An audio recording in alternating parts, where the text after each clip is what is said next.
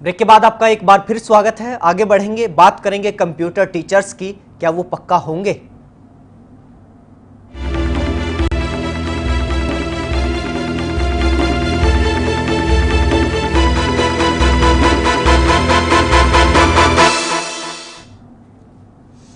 अपनी मांगों को लेकर कंप्यूटर टीचर्स के प्रतिनिधि मंडल ने आज शिक्षा मंत्री रामविलास शर्मा से उनके आवास पर मुलाकात की। इस दौरान टीचर्स के प्रतिनिधि मंडल ने शिक्षा मंत्री के सामने कंप्यूटर टीचरों को पक्का करने की मांग रखी। शिक्षा मंत्री की तरफ से भी ये कंप्यूटर टीचर्स का कहना है कि उनकी मांगे पूरी करने का आश्वासन दिया गया है। जहां तो लंबे वक्त से लगातार संघर्ष कर रहे हैं, पक्का करने की मांग कर रहे हैं ये कंप्यूटर टीचर्स। दरअसल इससे पहले मांग इनकी ये थी कि इन्हें शिक्षा महकमे के अधीन ले लिया जाए, अंतर्गत ले लिया जाए, क्योंकि इस वक्त ये प्राइवेट फर्म की एक कॉन्ट्रैक्ट के तहत काम कर रहे हैं। बार बार कॉन्ट्रैक्ट को लेकर सवाल खड़े होते हैं, उस प्राइवेट फर्म को लेकर सवाल खड़े होते हैं। आरोप ये लगाए जाते हैं कंप्यूटर टीचर्स की ओर से कि उनका शोषण होता है, शोषण किया जाता है, बेवजह उनसे सिक्योरिटी फीस ली जाती है, वक्त पर उन्हें तनख्वाह तक नहीं दी जाती। अब कहीं ना कहीं कंप्यूटर टीचर्स को ये उम्मीद है कि नई सरकार बनी है, नई व्यवस्था बनी है, तो हो सकता है कि उन्हें पक्का कर दिया जाए। और आज जब मुलाकात के बाद बयान आया है कंप्यूटर टीचर्स का, वो भी निश्चित तौर पर देखने वाला है। कंप्यूटर टीचर्स का ये कहना है कि आश्वासन दिया गया है उन्हें पक्का करने का शिक्षा मंत्री की ओर से कि आप लोगों ने हमारे से वादा किया था कि जैसे हमारी सरकार बनेगी तो हम आपका काम पहली कलम से करेंगे। तो आज रामविलास शर्मा जी से मिले हैं, उन्होंने बोला है कि आपका काम हमें पूरी तरीके से याद है, अभी तक हम सदन में बिजी थे, तो अब हम फ्री हो चुके हैं, आपका काम बिल्कुल पूर्ण रूप से जांच करवा के तसल्ली बख्श करवा दिया जाएगा, हमारा फ्यूचर सेव करते हुए। सत्यवान एवं संवाददाता चंडीगढ़ से ज्यादा जानकारी के साथ फोन लाइन पर जुड़ चुके हैं। सत्यवान, आपसे जानना चाहेंगे, पक्का करने की मांग थी कंप्यूटर टीचर्स की, या फिर जो पहले से मांग चली आ रही थी शिक्षा महकमे के अधीन करने की, ये मांग थी जिसको लेकर मुलाकात की गई है शिक्षा मंत्री से? जी महेंद्र, जो काफी लंबे समय से कंप्यूटर शिक्षक हैं वो मांग कर रहे हैं। पहले उनकी जो मांग थी वेतन को लेकर के शुरुआत हुई थी, और वेतन से बढ़कर के ये मांग अब शिक्षा विभाग के अधीन लिए जाने को लेकर पहुंच गई है। अब आज शिक्षा मंत्री रामविलास शर्मा से चंडीगढ़ में शिक्षक कंप्यूटर शिक्षक का एक प्रतिनिधि मंडल है वो मिला है। चुनाव से पहले भी कई बार उन्होंने भाजपा के नेताओं से मुलाकात की थी, और भारतीय जनता पार्टी के नेताओं ने उनको आश्वासन दिया था कि उनकी सरकार आने पर पहली कलम से उनकी जो मांग है वो पूरी की जाएगी। वही मांग एक बार फिर याद दिलाने जो कंप्यूटर शिक्षकों का प्रतिनिधि मंडल है वो रामविलास शर्मा से मिला है, जो कि शिक्षा मंत्री हैं। अब उपेक्षा की पिछली सरकार ने, अब इस सरकार से काफी उम्मीदें लेकर के वो लोग मिले हैं। और रामविलास शर्मा जो शिक्षा मंत्री, उन्होंने आश्वासन भी दिया है उनको कि जल्द ही उनकी मांगों पर विचार किया जाएगा, जांच कराई जाएगी, और जांच करके उनकी जो उचित मांग है उनको माना जाएगा। इस प्रकार का आश्वासन शिक्षा मंत्री की तरफ से दिया गया है। ये केवल पहली बार नहीं है, इससे पहले जो पिछली सरकार थी उस सरकार में भी शिक्षा मंत्री आश्वासन दे चुके हैं। केवल हरियाणा के शिक्षा मंत्री नहीं, इनकी मांगों को लेकर के केंद्र की शिक्षा मंत्री जो स्मृति ईरानी है उनसे भी कई बार मिल चुके हैं लोग, और मिलकर के अपनी बात रख चुके हैं। उन्होंने भी आदेश दिए थे जांच के, लेकिन वो जांच है वो अब तक पूरी नहीं हो पा रही है। और कंपनियों पर सीधे सीधे आरोप है शोषण करने का, अनियमितताएं कंपनियों ने बरती है, ये खुद शिक्षा विभाग और हरियाणा सरकार पहले कह चुकी है। लेकिन कंप्यूटर शिक्षक है उसकी बात अभी तक सरकार ने नहीं सुनी है, उनकी मांगों पर कोई गौर नहीं किया है। आज लेकिन आश्वासन जरूर दिया है शिक्षा मंत्री रामविलास शर्मा ने।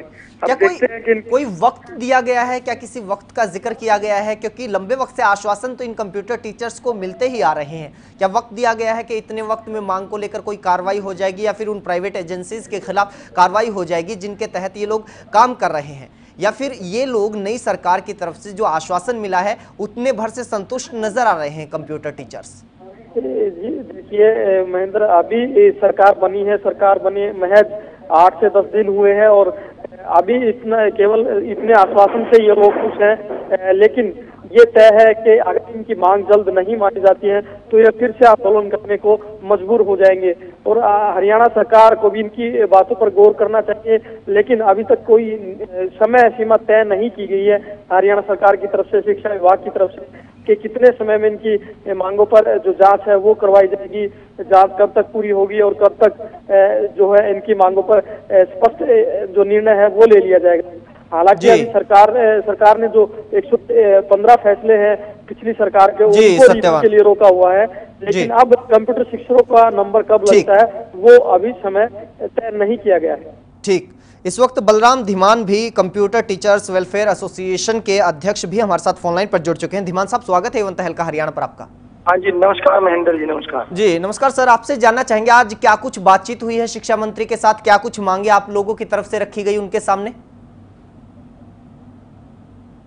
जी, हम लोगों की मांगे शुरू से अब तक यही है कि जो निजी कंपनियों ने हम लोगों का शोषण किया है सरकार के साथ मिलकर, और जो इस पूरे स्कैम की एक जांच बीजेपी सरकार करे और जो दोषी पाए गए हैं उनको कानूनी सजा दिलवाई जाए, और हम लोगों का जो शोषण कंपनियों के माध्यम से और पूर्व हरियाणा सरकार के माध्यम से किया गया है हमें न्याय दिलवाया जाए, और हमें सीधे सीधे तौर पे कंपनियों के शोषण से मुक्त करा के विभाग के अधीन किसी एक रेगुलर पॉलिसी के अधीन कर लिया जाए।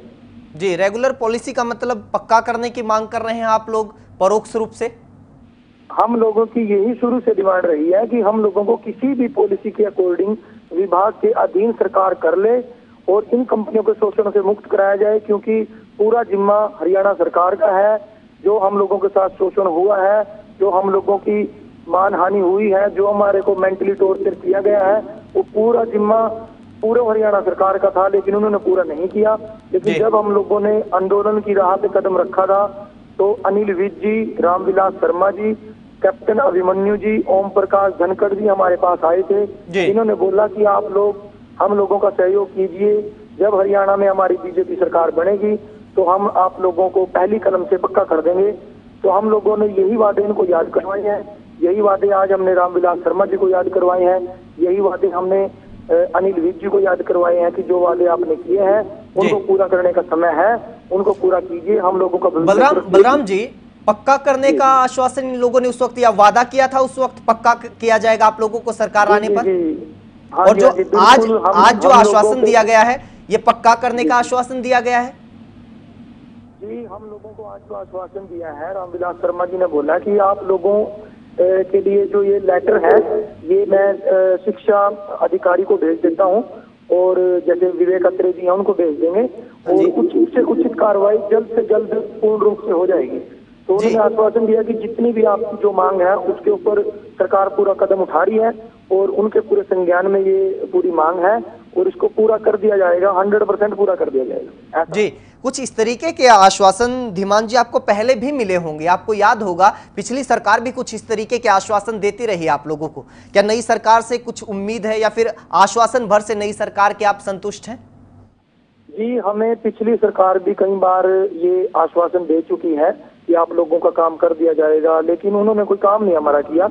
और लेकिन अब जो ये बीजेपी सरकार है इनसे हमें पूरी उम्मीदें हैं कि जो ये नेता लोग हैं, सीएम साहब हैं, शिक्षा मंत्री जी हैं, ये मिलजुल के हम लोगों का काम करेंगे, हमारी पीड़ा को समझेंगे, और हम 3000 जो कंप्यूटर शिक्षक हैं उनकी रोजी रोटी को बरकरार रखेंगे, और हमारा भविष्य सुरक्षित करते हुए कोई ना कोई उचित पॉलिसी ये बढ़ाएंगे, इतना हमें विश्वास है। इंतजार कब तक किया जाएगा आप लोगों की तरफ से इस आश्वासन के क्रियान्वयन को लेकर? जी, 2-3 महीने का इंतजार किया जाएगा, उसके बाद फिर यूनियन अपना डिसीजन लेगी। जी, बहुत बहुत शुक्रिया आपका हमारे साथ जुड़ने के लिए बलराम धीमान जी। एवं संवाददाता सत्यवान लगातार हमारे साथ बने हुए हैं। सत्यवान, ये रुख देखने को मिल रहा है कंप्यूटर टीचर्स का, क्योंकि जिस तरीके से पहले भी इन्हें आश्वासन मिलता रहा है, इस बार एक और आश्वासन मिला है, और फिर से इन लोगों ने ये कहा है कि अगर आश्वासन पर नई सरकार भी खरी नहीं उतरती है तो फिर आंदोलन की राह पकड़ेंगे, आगे की रणनीति तय की जाएगी इन लोगों की तरफ से। देखिए महेंद्र, बिल्कुल पहले भी आश्वासन इनको मिलता रहा है पिछली सरकार से, और केवल शिक्षक इन कंप्यूटर शिक्षकों को नहीं, केवल जो शिक्षक वर्ग, तमाम शिक्षक वर्ग है वो लगातार आंदोलनरत था। और अब ये सरकार के सामने चुनौती है कि जो इनकी डिमांड्स है उनको कैसे देखती है, क्या इनको शिक्षा विभाग के अधीन लाने की कोई पॉलिसी बनाई जाएगी, या जो कंपनियों को बीच से निकाल करके महज इनको जो इनका वेतन है जो काफी समय से नहीं मिला है वो वेतन ट्रेजरी या अन्य कोई संस्था के माध्यम से दिया जाएगा। अब तो एक और मांग जुड़ गई है सत्यवान, पक्का करने की मांग सीधे तौर पर हो रही है। बीजेपी के नेताओं की तरफ से कहा जा रहा है कि इन्हें वादा किया गया था, जो अब वादा याद दिलाया जा रहा है। बहुत बहुत शुक्रिया सत्यवान हमारे साथ जुड़ने के लिए, तमाम जानकारी के लिए। तो क्या शिक्षा मंत्री की तरफ से जो आश्वासन दिया गया है, जैसा कंप्यूटर टीचर्स का कहना है, वो पूरा होगा और कंप्यूटर टीचर्स जो अब एक कदम आगे बढ़ते हुए पक्के हो जाएंगे? ये बड़ा सवाल है।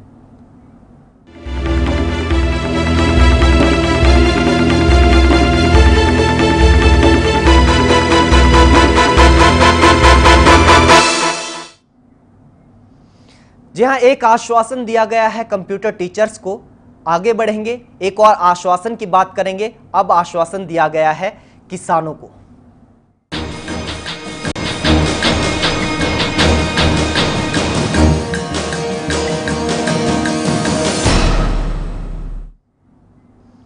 कृषि मंत्री ओम प्रकाश धनखड़ ने एक बार फिर किसानों को धान की वाजिब कीमत दिलवाने का आश्वासन दिया है। धनखड़ का कहना है कि बासमती धान के भाव को लेकर बाजार पर प्रदेश सरकार की नजर है और भाव के मामले में प्रदेश सरकार किसानों के साथ धोखा नहीं होने देगी।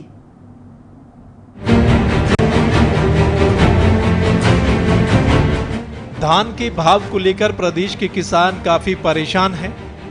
प्रदेश के किसान धान का भाव बढ़ाने को लेकर लगातार विरोध प्रदर्शन कर रहे हैं। इस मसले को लेकर कृषि मंत्री ओम प्रकाश धनखड़ का कहना है कि पिछली कांग्रेस सरकार ने प्रदेश के किसानों के बीच अफवाहें फैलाई थी कि धान का निर्यात नहीं हो रहा है, जिसकी वजह से किसानों को काफी नुकसान हुआ है।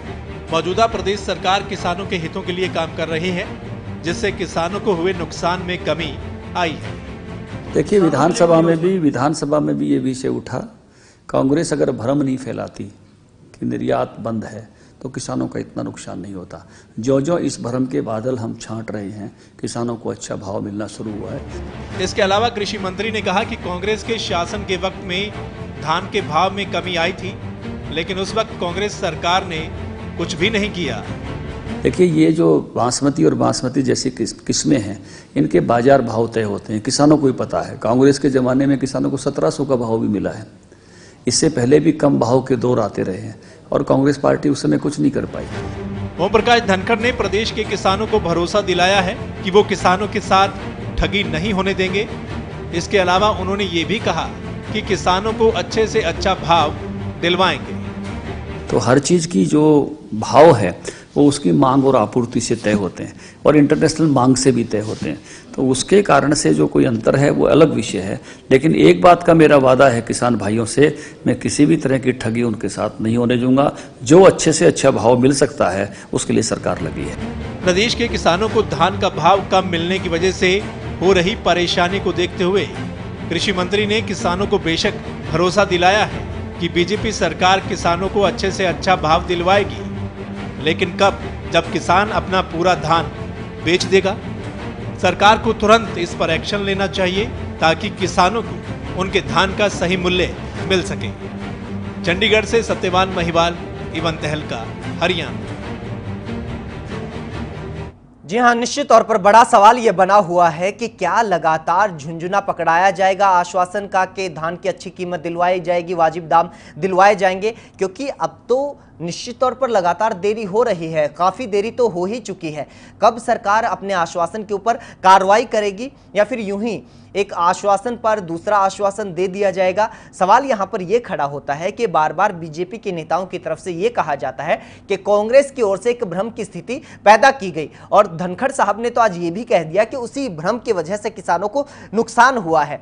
धनखड़ साहब का यह कहना है कि अब आगे नुकसान नहीं होने दिया जाएगा। बाजार भाव पर लगातार सरकार की नजर बनी हुई है और सरकार धान की बेहतर कीमत किसानों को दिलवाकर रहेगी। एक और बात यहां पर धनखड़ साहब ने कही है कि इससे पहले भी ऐसा होता रहा है। ये किसानों को जानकारी है कि कांग्रेस सरकार के वक्त में बहुत कम कीमतों पर उन्होंने अपनी धान बेची है। तो फिर क्या इससे ये मायने निकाले जाए कि अपने आश्वासन के ऊपर खुद सरकार को भरोसा नहीं है। इस तरीके की बातों को, पुराने वक्त की बातों को खदेड़ कर ये कहना चाहती है सरकार के कम से कम पहले से, उस जमाने से तो बेहतर स्थिति है। लेकिन ऐसे में भी सरकार को अगर तुलना ही करनी है तो ठीक इससे कुछ वक्त पहले की तुलना करनी चाहिए, जब 4000 से ऊपर धान की यही किस्म बिक रही थी।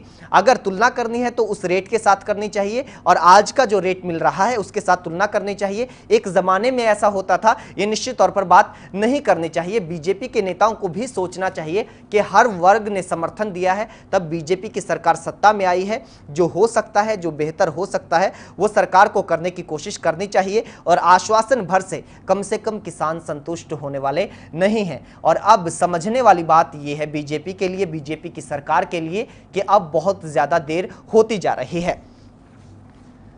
बीजेपी के प्रवक्ता वीरेंद्र सिंह चौहान इस वक्त हमारे साथ फोन लाइन पर जुड़ चुके हैं। चौहान साहब, स्वागत है एवं तहलका हरियाणा पर आपका।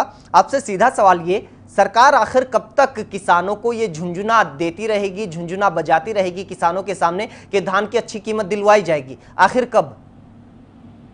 हेलो जी चौहान साहब, सवाल सुन पाए आप?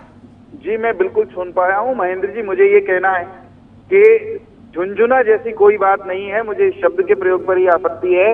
हम लोग यानी भारतीय जनता पार्टी की टीम ने जब से हरियाणा की सरकार का कामकाज संभाला है मनोहर जी के नेतृत्व में, तत्काल हम लोग हरकत में आ गए थे और मुख्यमंत्री जी के निर्देश पर कृषि मंत्री ओम प्रकाश धनखड़ जी स्वयं मंडियों में गए और बाजार में वो जो कांग्रेस ने चुनाव के दौरान एक भ्रम फैलाया था कि निर्यात पर रोक लगी हुई है, कहीं ना कहीं उससे जो खरीदार है वो भी भ्रमित था, कहीं ना कहीं किसान भी टेंशन में था और भी कई प्रकार के भ्रम जो विरोधियों ने फैलाए थे, हमने उन भ्रमों को तोड़ने का काम किया। उसका परिणाम महेंद्र जी सामने है कि पिछले 5-4 दिनों के दौरान या सप्ताह भर के दौरान 500-600 रुपए तक बासमती का जो बाजार भाव है वो बढ़ा है।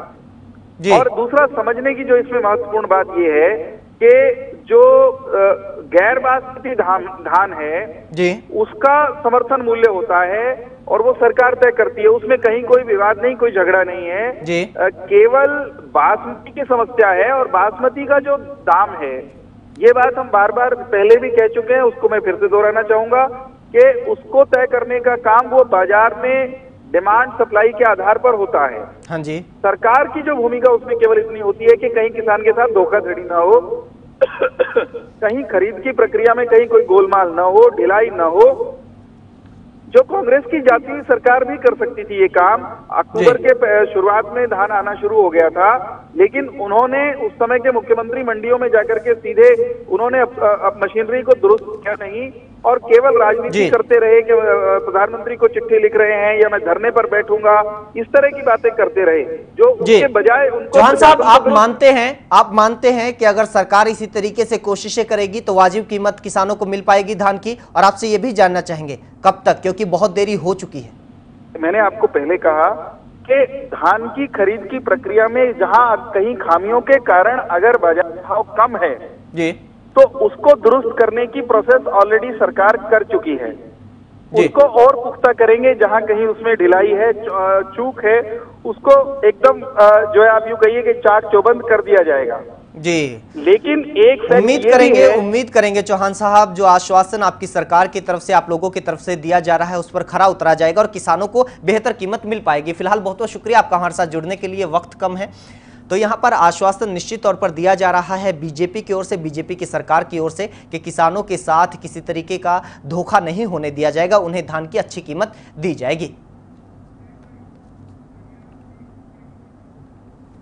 आगे बढ़ते हैं, एक ऐसे प्रदर्शन की बात करते हैं जो शायद पहले कभी ना हुआ हो इस तरीके से हाल फिलहाल के दिनों में। पंचकुला में ईओ एसके चौहान और पार्षद रविकांत के बीच हुआ विवाद लगातार तूल पकड़ता जा रहा है। इसके चलते आज सफाई कर्मचारियों ने पार्षद रविकांत की गिरफ्तारी की मांग को लेकर स्थानीय विधायक और बीजेपी दफ्तर के पास कूड़ा फेंककर प्रदर्शन किया।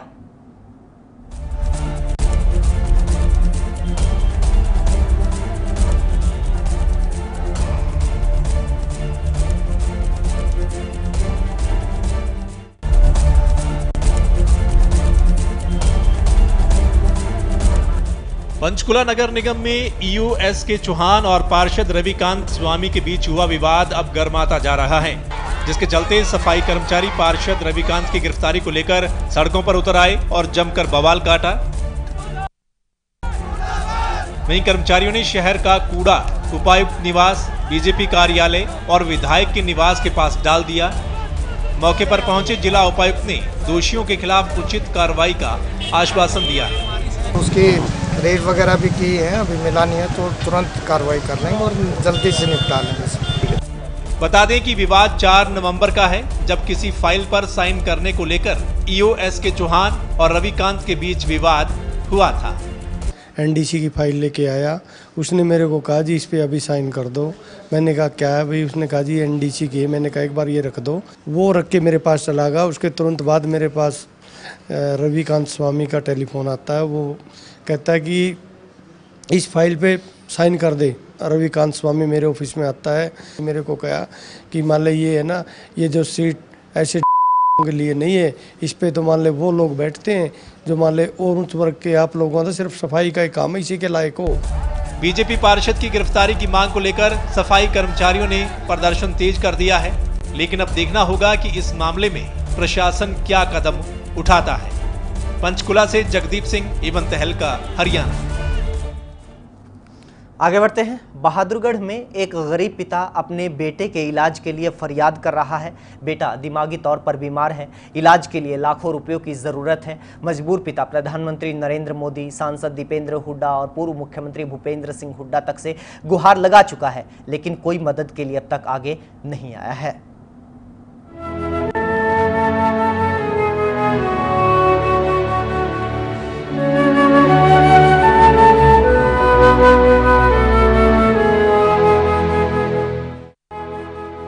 इस टाइम मेरे पास रोटी खाने तक के लाले पड़े हुए हैं और लोगों से कर्ज उठा रखा है, वो कर्ज देने को भी मैं मजबूर हो चुका हूँ। अब मेरा वक्त सिर्फ एक ही रह गया है, या तो सरकार मदद दे या मैं अपने बच्चों समेत आत्महत्या करने के लिए तैयार हूँ इस वक्त।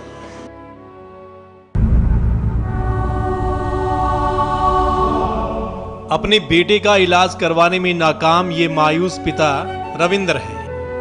इसका बेटा रविशंकर दिमाग की कुछ नसें डेड होने की वजह से बिस्तर पर पड़ा है। रविशंकर के इलाज के लिए लाखों रुपयों की जरूरत है, लेकिन एक फैक्ट्री मजदूर की नौकरी करने वाला रविंद्र इतने पैसे इकट्ठा करके अपने बेटे का इलाज नहीं करवा सकता। लोगों से कर्ज लेकर रविंद्र पिछले 6 सालों से अपने बेटे का इलाज करवा रहा है। कर्ज का बोझ भी इतना बढ़ गया है कि कोई कर्ज देने को अब तैयार भी नहीं। दरअसल 2008 में रविशंकर तीसरी मंजिल से गिर गया, जिससे रविशंकर के दिमाग में चोटें आई थी, जिसके बाद रविंदर ने जिला प्रशासन से मदद की गुहार लगाई।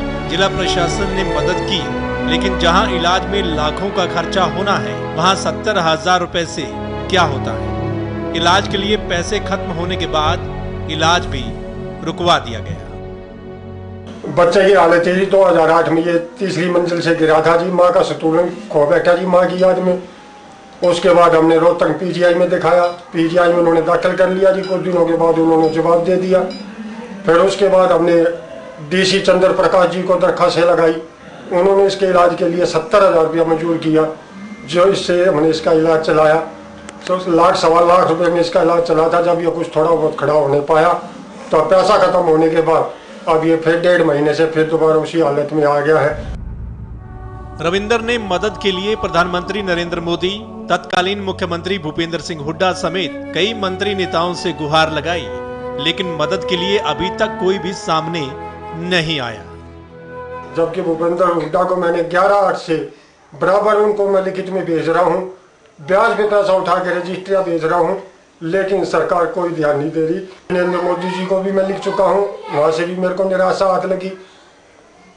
मैंने मिस्टर बाली जी से बात किया, वह कहने लगे कि एमपी से लिखवा के दो। एमपी से लिखवा के दिया, तब वो कह रहे हैं कि ये डॉक्टर पैनल में नहीं है, आपकी सहायता नहीं मिलेगी, आप किसी मिनिस्टर से फ़ोन करवाओ।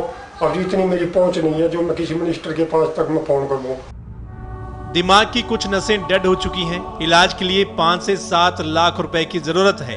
कर्ज इतना बढ़ चुका है कि कोई कर्ज देने को तैयार नहीं है। प्रदेश सरकार के साथ केंद्र सरकार से भी मदद की गुहार लगा चुके रविंदर मदद के लिए किसके पास जाएं? कौन मदद करेगा? क्योंकि केंद्र और प्रदेश की पिछली सरकार ने इस लाचार पिता की फरियाद का कोई जवाब नहीं दिया। बहादुरगढ़ से प्रदीप धनखड़, एवन तहलका, हरियाणा। जय एवन तहलका हरियाणा की उम्मीद और अपील ये कि कोई तो इस परिवार की मदद के लिए आगे आए। हरियाणा टुडे में आज इतना ही, इजाजत दीजिए, नमस्कार।